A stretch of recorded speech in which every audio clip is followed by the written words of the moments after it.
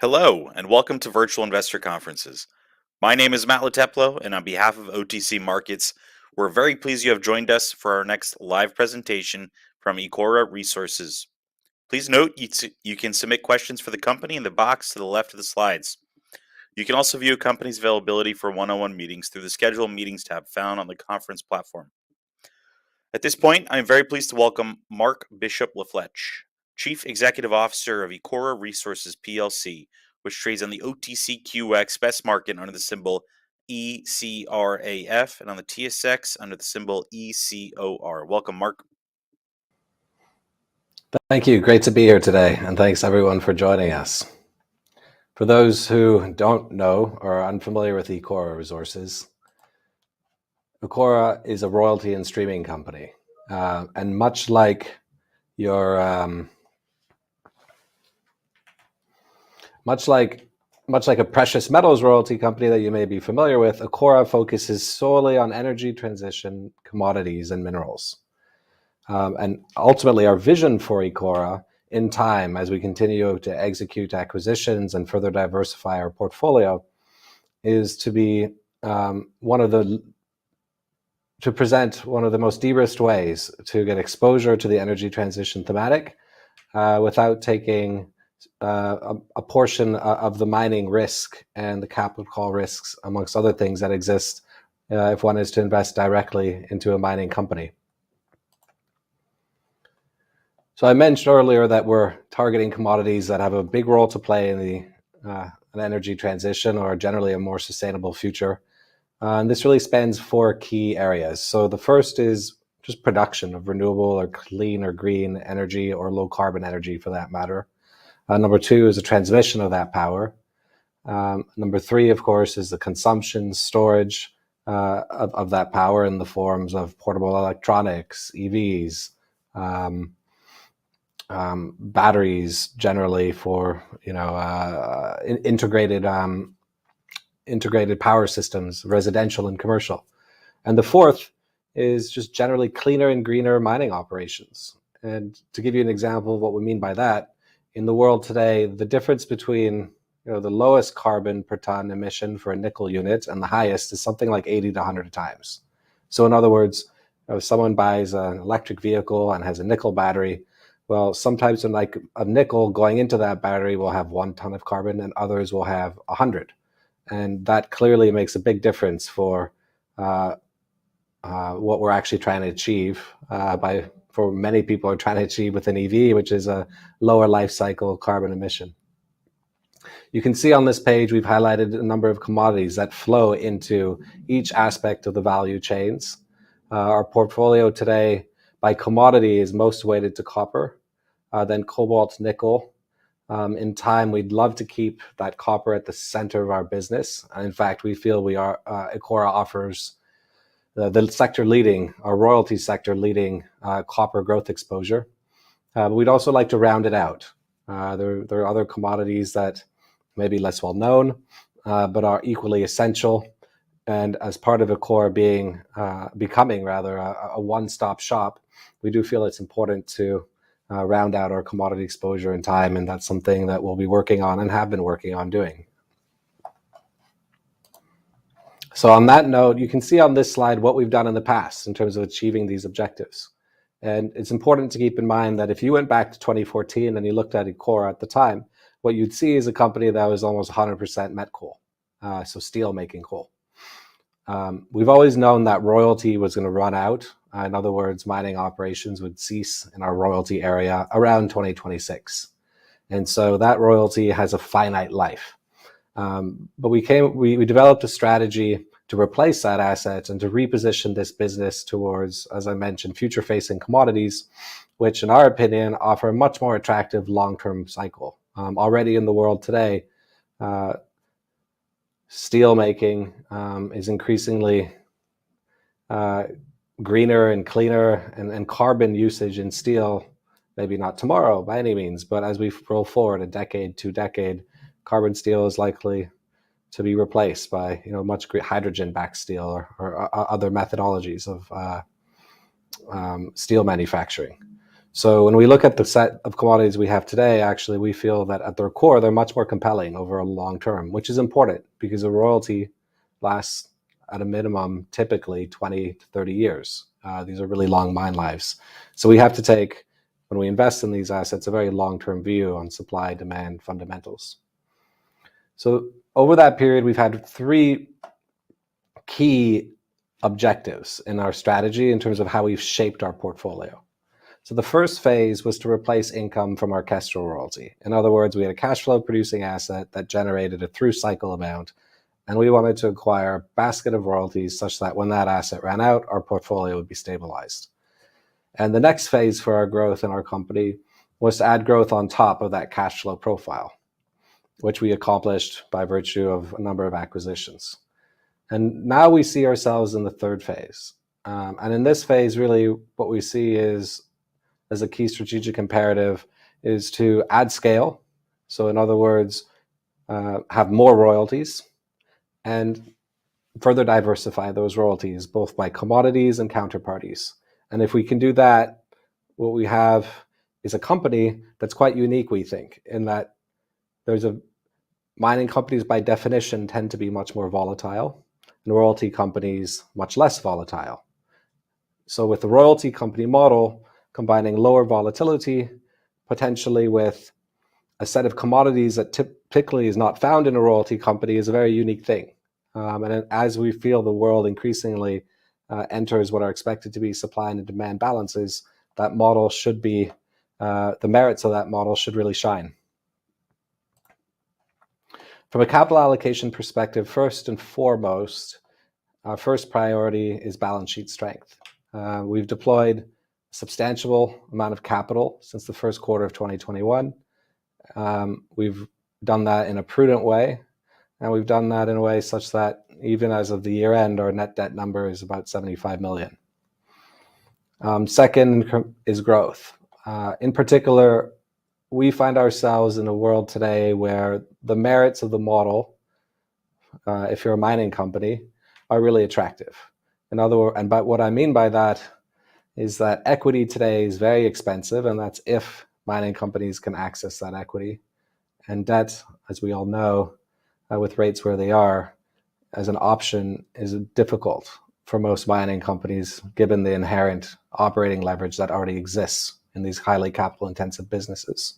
So the flexibility of the royalty model and Ecora being a permanent vehicle to deploy capital suggests that we're really in an environment where the most logical capital allocation stresses the first two. Beyond that, Ecora has a policy of distributing quarterly dividends, and of course, depending on business outlook, performance, where we are in price cycles, we would always consider other shareholder returns. But as I mentioned, just given where we are cyclically, there really does appear to be an opportunity or a window even of, today maybe it's 2 to 3 years, maybe less, maybe more, but a time where we can really scale up our business by acquiring high quality assets, which aren't always available. To date, we've focused on counterparties in OECD jurisdictions. That's not necessarily a guarantee that we'll do that in the future, but for the most part, we're very happy with our portfolio being almost 90% plus weighted to OECD. And we've also focused on counterparties who have strong mining sector experience. The market capitalization of the folks producing mines in our portfolio is approximately $200 billion.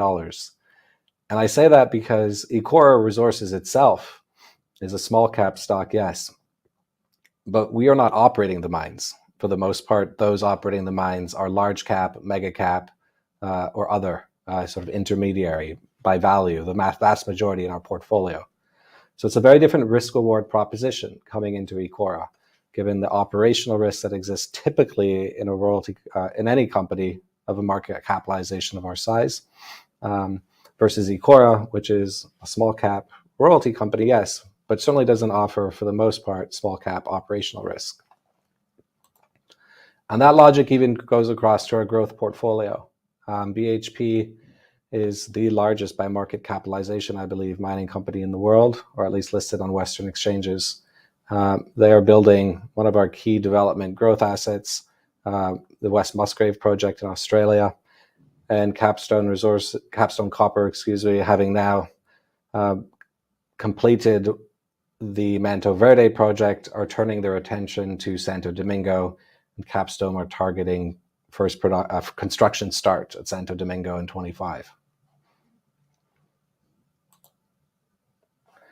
2023 as a year, the portfolio did quite well, we think. 2023 saw some quarterly volatility, which will probably repeat in 2024. But as a year, 2023 was certainly not the best, but amongst the better years this company has seen in the past decade. Looking ahead to 2024, we anticipate that we should see some volume growth across the portfolio, or sort of flat levels of production, such that, assuming spot prices today, that would imply year-on-year revenue growth. But we are, of course, still early days for 2024, so we'll have to see how commodity prices hold the rest of the year. I think the one observation that we would make, however, is that commodity prices on a cyclical basis certainly do not appear to be at elevated levels from where they've been in the past. So that's certainly something to bear in mind. So what's to watch in the next year, 12 months, and beyond? I think over the course of this year, we're anticipating to see the ramp-up production at the Voisey's Bay mine, where we have a cobalt stream. We should see a range of 10 to 40% uptick in deliveries under this investment over the course of this calendar year. And as we get closer to the end of H1 or early H2, I think we'll have a much better feel for whether we're at the 10% uptick or at the 40% uptick. The West Musgraves project, as I mentioned, it is in construction now. So I think for that one, it's simply a matter of monitoring how that construction process goes. Santo Domingo, two things to watch. The first is the completion of an integration study, and that's expected to be in the first half of this year. And then approximately 18 months from now is when Santo Domingo is targeting construction of that project. At Mantos Blancos, an asset in our portfolio that's producing, there's a potential, however, to further increase the production capacity of that mine, with the potential to kick in terms of production sometime in 24, 25, 26. We'll have much more visibility on when, how much, if at all, at the time of the completion of this feasibility study. And then last, but certainly not least, is the Piauí project, which is a nickel project in Brazil. The team is currently pursuing a construction financing package. We have an existing royalty over the project and the ability to contribute to the financing package required to bring the operation into production.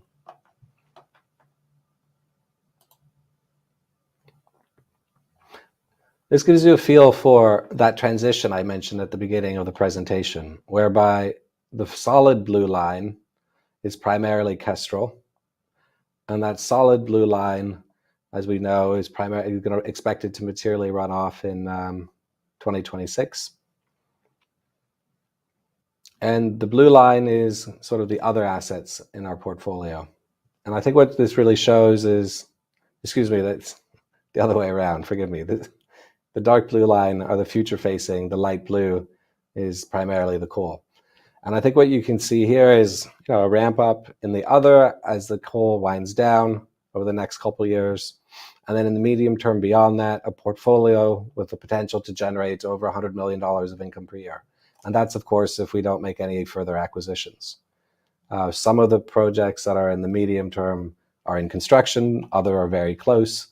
But over the next year or two, I think we'll have a much better feel for the certainty of everything coming in on time and on budget for the $100 million threshold, which we're targeting in the medium term. But beyond that, as I mentioned, we can always add and further grow.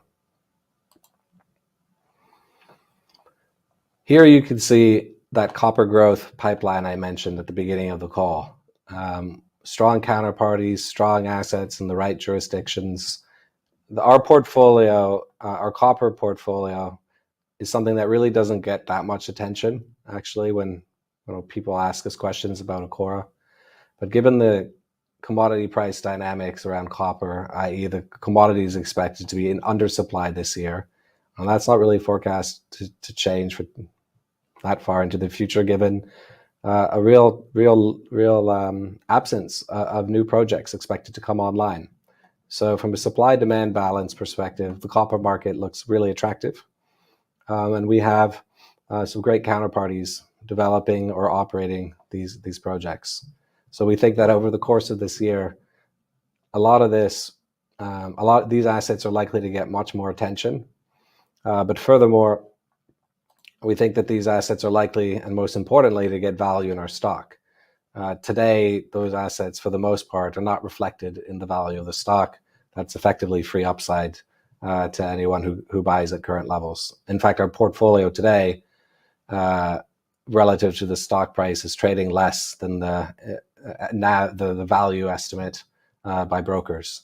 So from a pure value perspective, Ecora offers something that's quite compelling.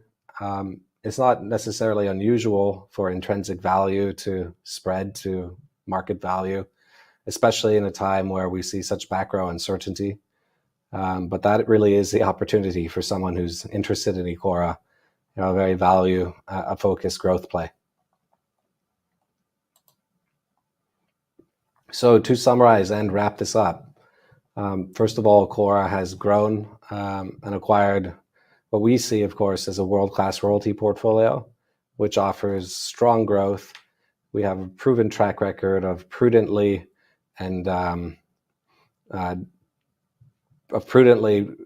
capital deployment when buying new royalties and streams.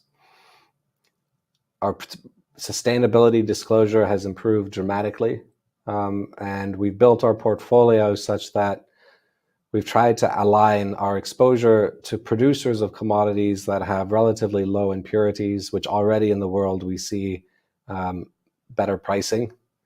If that trend continues, what we have is this really strong intersection between what is a moral argument, i.e. we should all as people seek to improve our global footprint and to encourage more responsible consumption of resources or a lower carbon footprint, but also the economic and the financial, in that if these commodities are getting better prices, as a royalty company, we benefit.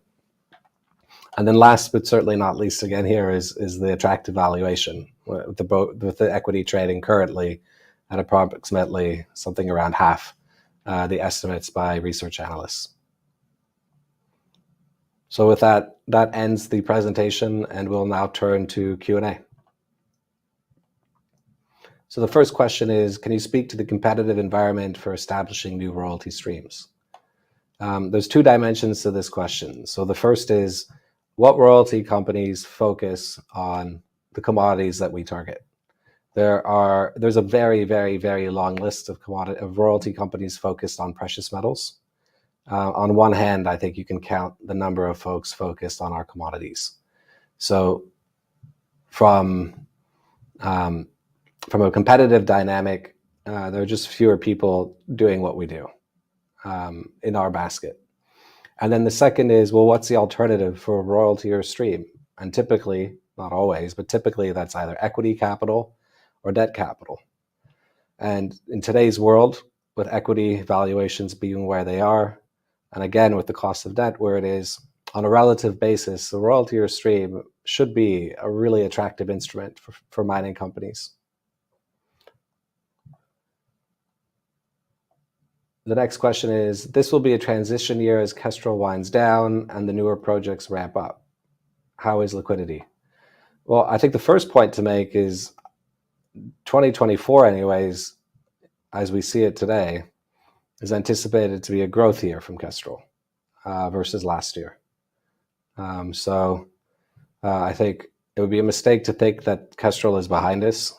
That asset is expected to run, as I mentioned, for another 2 years materially in our royalty area. And with prices where they are on met coal, that asset has the potential to really outperform analysts' expectations, typically because analysts have been really conservative on where they've expected met coal prices to be, and met coal prices have been much higher. So the next question you may ask is, well, why are met coal prices higher? And the answer to that is very simple. In the world today, it's very hard to get financing and permitting to build a met coal operation. It's simple as that. So you have really a supply-driven story for met coal, which is always, in my opinion, much more attractive than demand, given it's much more resilient.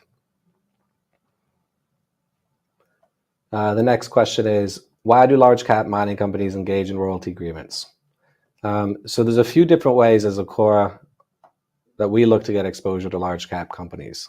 I think the first way to do that is to buy royalties over really, really good deposits, world-class deposits or ore bodies that are slightly at an earlier stage, but that a large cap mining company may not own yet. Because the reality is the mining sector is one of scarcity. And by that, I mean, not all mining deposits are created equal. Not all the same mining deposits have the same life, have the same profitability levels, the same product, or in the same jurisdictions. And therefore, if one can get a royalty over a really attractive deposit, what that means is that royalty is more likely to come into production by virtue of the aforementioned factors. The second way we can do it as Ecora is to buy an existing royalty.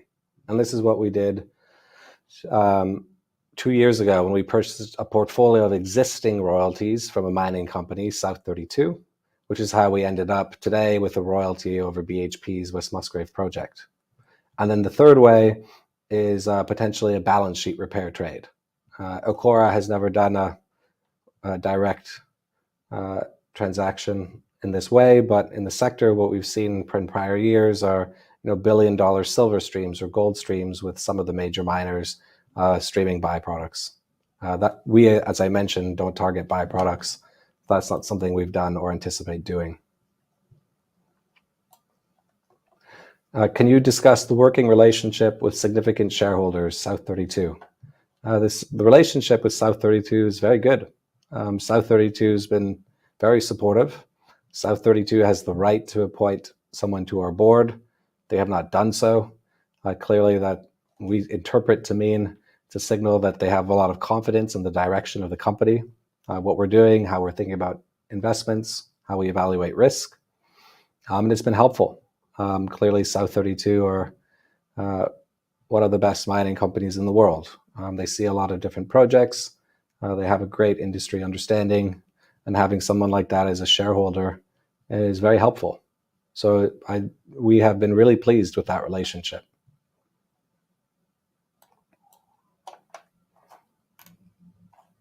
So that seems to take us through the questions. Maybe I'll give it a few more seconds if there are any on the way in. No? Okay. Well, look, thank you so much for your interest today. Thanks for joining the presentation. As mentioned at the top of the call, we are available for any one-on-ones if that's desired. Look forward to speaking again soon. Thank you.